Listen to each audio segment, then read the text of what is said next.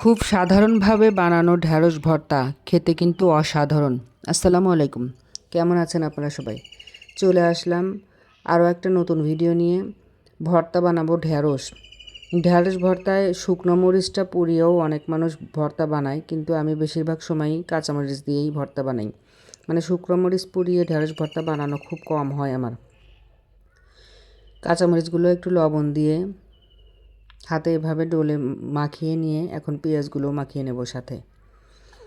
মাত্র 2-3টা উপকরণ দিয়ে ভর্তা বানানো, তারপরও এই ভর্তা দিয়ে গরম ভাত খেতে লাগে অসাধারণ। আমার কাছে ঢ্যাঁড়সের শুধু ভাজিটা ভালো লাগে না, এমনি রান্না করলে আর এভাবে ভর্তা বানালে এটা খেতে আসলেই অনেক মজা হয়। আর ঢ্যাঁড়স ভর্তা বানানোর একটা ট্রিক্স আছে, ভর্তা কিংবা ভাজি বানানোর একটা ট্রিক্স আমার কাছে মনে হয় মজা করার জন্য, যে এটা সিদ্ধ করে একদম কালারটা চেঞ্জ করে ফেলা যাবে না, তাহলেই ভর্তাও খুব একটা মজা লাগে না, আবার ভাজিও খুব একটা মজা লাগে না। সবজির কালারটা ঠিক রেখে ভর্তা ভাজি করলে খেতে হয় দুর্দান্ত টেস্টের, সবুজ সবুজ এই ভর্তা। আর এই পিচ্ছিল পিচ্ছিল ভর্তা দিয়ে বাচ্চারাও ভাত খেতে ভালোবাসে।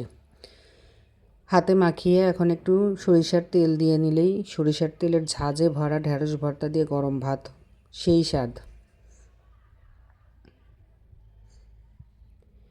ভর্তাটা কিন্তু একদম রেডি হয়ে গেছে, এখন শুধু 1 প্লেট গরম ভাত, আর কিছুই লাগবে না। অন্য কোনো তরকারি না হলেও চলে যাবে।